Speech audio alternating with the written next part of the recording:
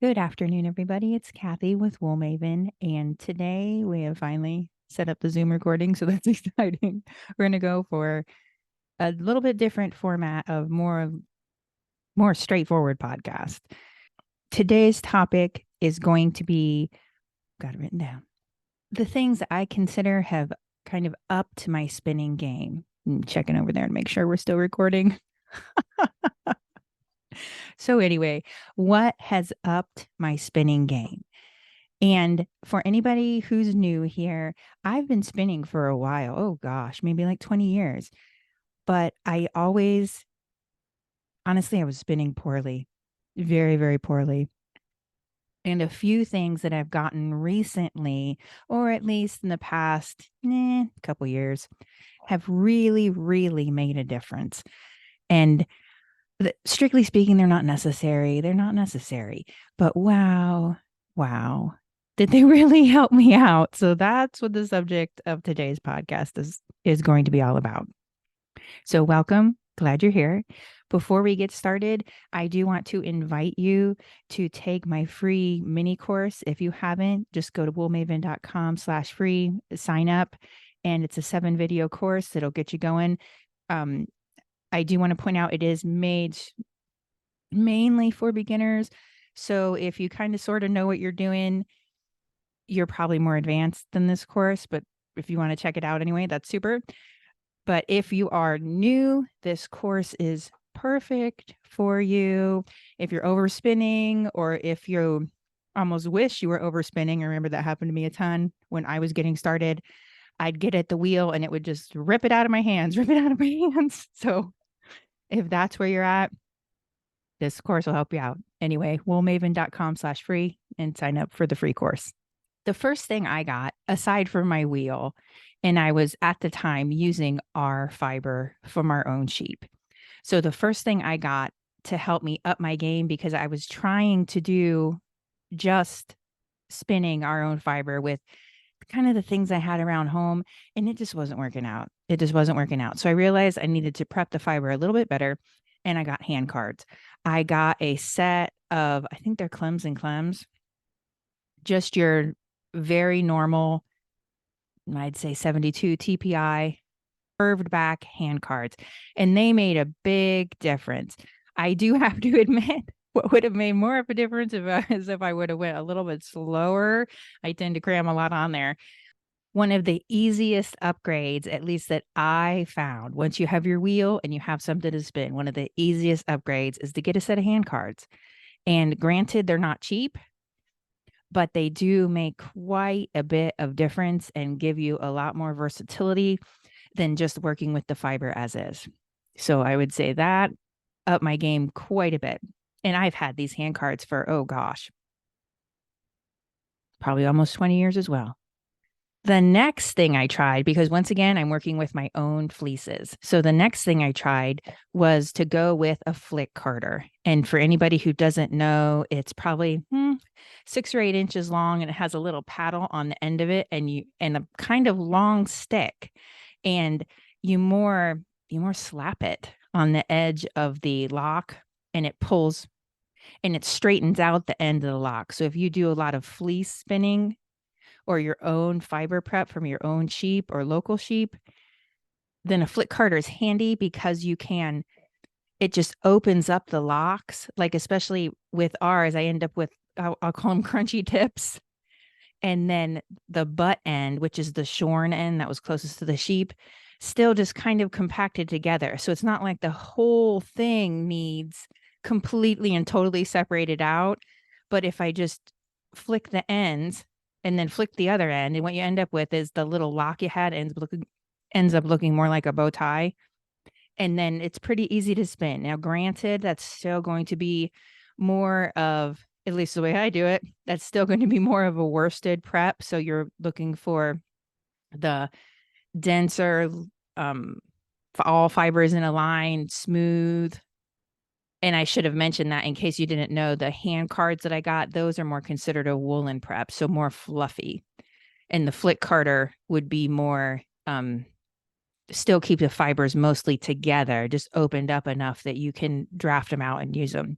So anyway, I went with hand carders first, then I went with flick carder, and that did help me quite a bit just because it's a little bit handier. If you wanted to, you could use the hand cards kind of sort of as a flick card, but honestly, it's a small little thing and it's pretty easy to get a hold of.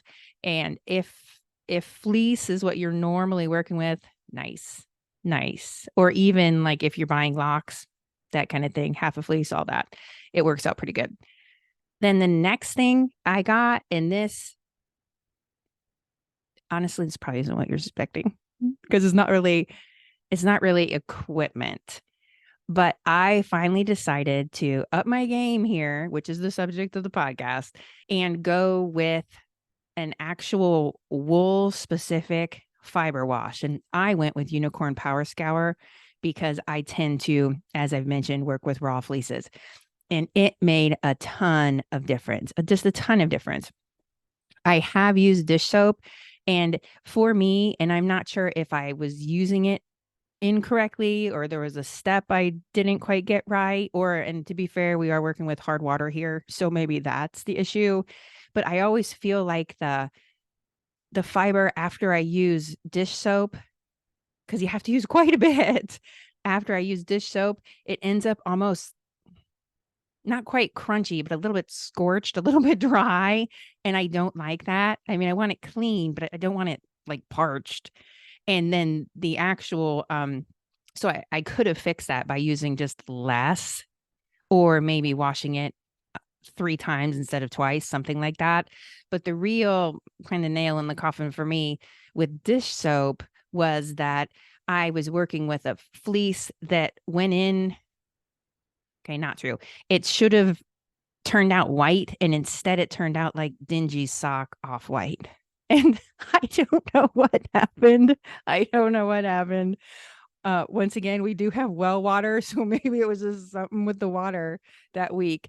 But I didn't notice anything else anywhere that was weird, except for that fleece, which is, as I mentioned, was Finn, came out kind of dingy instead of coming out white. So super disappointing.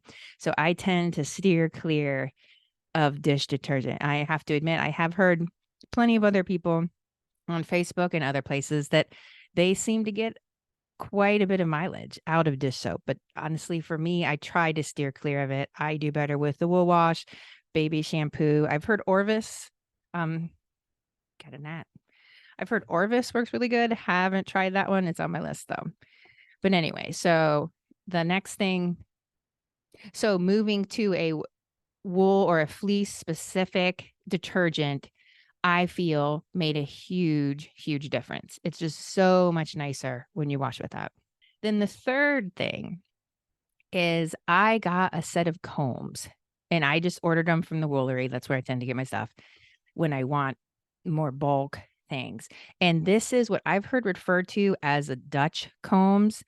And that means I have one free comb, like one that moves, and the other comb is really more of like a short hackle, short as in distance. It's like 8 inches long.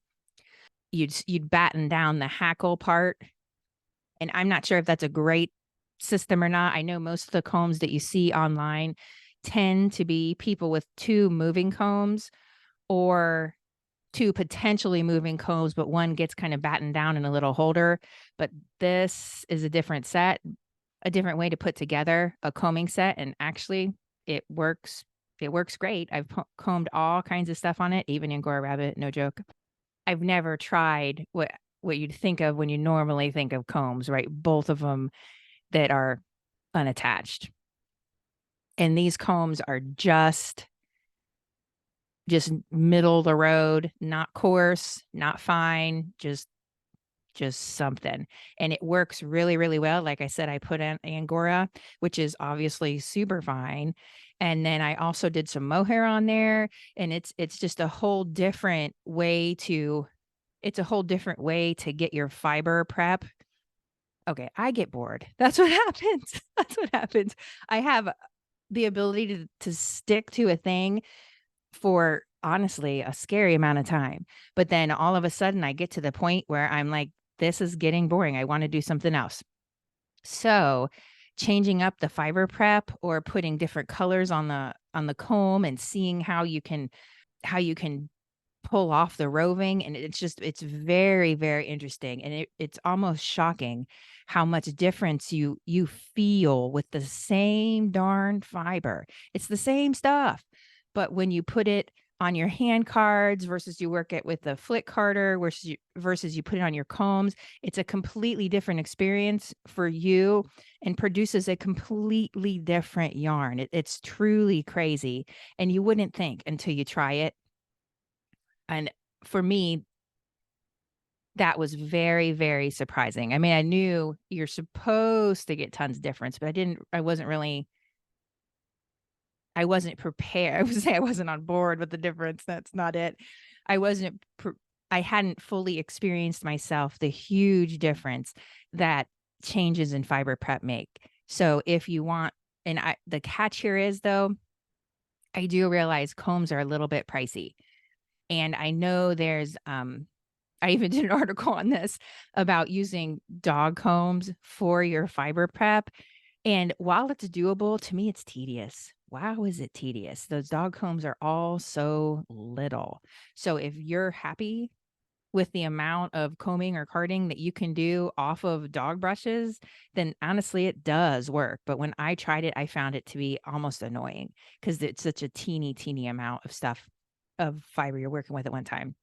But anyway, those more pet tools would be a way to get you into combing a little bit a little bit less expensively. And there's also it's almost like a rake that you use to uncap honey for extraction.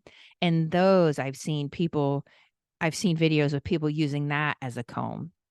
So if you got a bee supply place near to you, that'd be an easy way to get going with combs and see if you like it. But combs were fun, and it gave me a completely different fiber prep because I'm not sure if you're aware of this. Anything anything you buy commercially, while it's called combed top, it's not the same as what you would make at home. Right, what you would make at home, it is more finely tuned, is more well sorted. So it's comb top-ish commercially, but it's hardcore, absolutely comb top from your combs at home. So if you're looking for, oh gosh, maybe more of a perfectly accurate experience, or you want to see what did people use before they had all these really, really great online options, or go to a fiber festival and buy all this stuff from other people, what happens when you were prepping your own? Well, if you had a bit of a longer wool, comb top was the way. And actually, I'll go a little bit out of order here. The other thing that I started getting into more, and this was about maybe 3 years ago, I never really bought much. I never really bought much fiber. I would go to fiber festivals around here and maybe buy something, but to be honest, I usually just worked with what I had. But I so in the with the up my game theme, I decided to kind of bite the bullet and go buy some. And I don't know what my big holdup with it was, but for some reason I'm just not a really big buyer. And I decided to kind of jump in and buy some fiber. And wow, it's so interesting what all is out there and how different it is from what you're used to, especially if you start off with your own wool or other animal fibers and you're used to how you prepare it. It's just it's very interesting to see the huge variety out there and give yourself a little bit more of an expanded spinning experience. And that made a big difference to me, especially because our flock is commercial Dorset cross. There's some polypay in there, a little bit of Finn, as you heard, but for the most part, think Dorset. So if it didn't spin Dorset like, I didn't have a ton of experience with it. I didn't. So if I wanted something else, I had to start ordering in. So when I did it, it truly made a huge difference for me fiber wise, but also color wise, because especially if you're getting into the the painted braids, the hand painted braids, some of that stuff, it's fascinating. The color combinations that other folks think of that, to be honest, I wouldn't have thought of. I wouldn't have thought of. And I've seen some spun up that, to tell you the truth, I would never bought that. Would have never bought that. I was like, that is gonna be yikes. And it's beautiful. It's beautiful. So buying what other people have created helps give you so much more of a broad experience and makes you realize that, wow, maybe my little rutted thinking needs expanded a touch, needs expanded. And just to experience what's going on out there and see if I like it or not. Now, on to the two biggest changers for me. The first is the drum carter. I've had it for about a year and a half now, and wow, wow, revolutionary for me in the difference in spinning. It just made a huge, huge difference in all of the, just it exploded my ability to make creative things. Especially, I love, love, love to blend fiber on the drum carder. It's just really fun. It's so neat to put the colors on there and then watch them kind of swirl into your yarn as you make it. And the drum carder, wow, wow, does it just hugely expand my spinning abilities. I really, really like it. And that was the first kind of big purchase I'd made to, I mean, I didn't need it. Who really needs a drum carder? For the most part, I didn't need it. But wow, I really, really wanted it. And when I got it, I was so glad I did. It is wonderful. It makes a huge, huge difference. You won't believe all the cool stuff that you can do once you get a drum carder, and all the like recombining you can do of what you already have in your stash that's just sitting there. And it's, yeah, it was a good idea when you got it, but now it's just sitting there, you're not using it. The drum carder made a huge difference with that. I can throw all kinds of stuff in there and see how it spins. And I love to make blends. Like, for instance, I don't get a lot of mileage out of 100% Angora. To me, it's just not what I'm looking for at the time. I know a lot of people love to spin 100% Angora. I prefer to spin more of a 50-50. And actually, same way with mohair. I love to throw mohair into just about anything. I think it's so neat because it adds like that little special sparkle, and it's not fake. That's my that's a favorite part of it. It adds some nice strength, and it gives you that just a little hint of a natural sparkle, especially if you get a naturally colored mohair. Nice. I really, really like it. But at least so far, I don't get a ton of satisfaction out of 100% mohair. However, I do want to qualify that statement. I am planning on making a mohair blanket. So I do hope to kind of mess around a little bit and see if I can make that work with a very high percent mohair, preferably 100%. We'll see how it goes. But anyway, so the drum carder has really, really taken my ability to spin cool things that I couldn't just do a great job with before, and blend to where I do want them, and the fibers the way I want them, so I can get a yarn that I like. And the other thing I do have to mention with the drum carder is I was worried about, I'll go back to the Angora. I was worried I wouldn't be able to handle it because I hadn't ever done such a great job with fine spinning. I'm getting there. I'm doing a ton better job now. But I couldn't, when I had the rabbits, I didn't have the spinning ability. I'm much, much closer to being a respectable Angora spinner. But because of how honestly kind of hard it was for me to get going on it at first, I decided to kind of work my way up. to 100% mohair. So I started with like a 10% and by weight. And then I went to like a 25% and then a 50. I'm sure you get where I'm going here. But the drum carder made that possible. Of course, I could have done it on the hand cards. Of course, I could have done it on the hand cards. But it just worked really, really well on the drum carder. And then the most recent kind of up my game thing that I've done is I got a new wheel.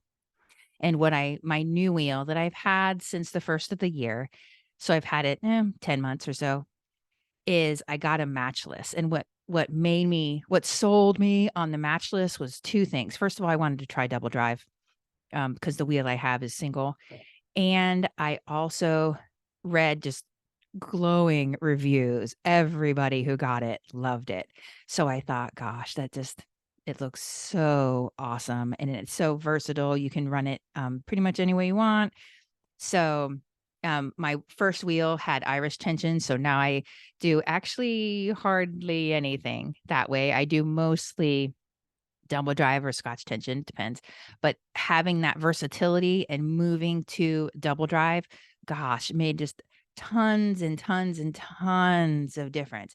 And when I started out, as I mentioned, my first wheel was Irish tension, which means it pulls quite a bit, and it's excellent. It's top notch for making denser yarn, so more like rugs. But because I was a new spinner and using our wool, the combination of that, which there's nothing wrong with either one of those, but together I tended to make a very dense yarn. And it took me, oh gosh, a while to figure out how to make that respectable. And it's not the wheel. It isn't, because you can get excellent spinners who can spin excellent yarn on just about any wheel. So it was clearly me. It was. I just at the time I couldn't handle it. And getting a new wheel with a bit of a different approach, double drive's softer, I would say.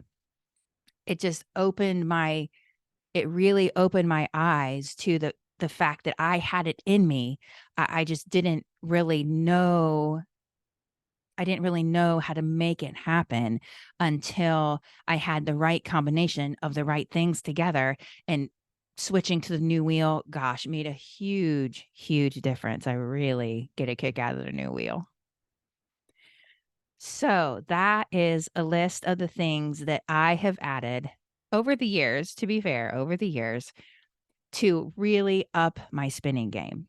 As I mentioned earlier, I have the free mini course. If you're new, it'll help you get started. Please check it out. You can sign up for the course at woolmaven.com/free.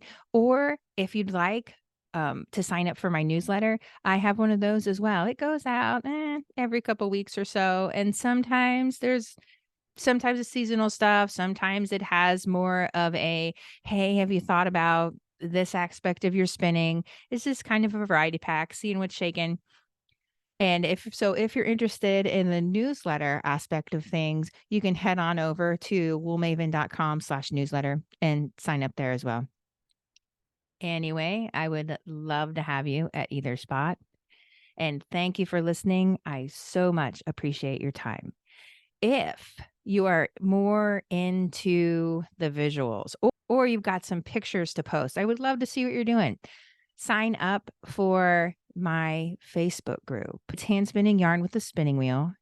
Would love to see what you're up to there. You can post some pictures and kind of brag on yourself. Show me what you got going on, or actually post some ideas. Show me if you've gotten some of those really cool braided rovings in. I'm always curious what people buy because there's so many different choices.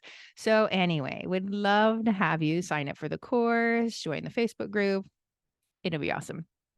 Love to have you. Thank you so much for spending your time with me, and have a super day.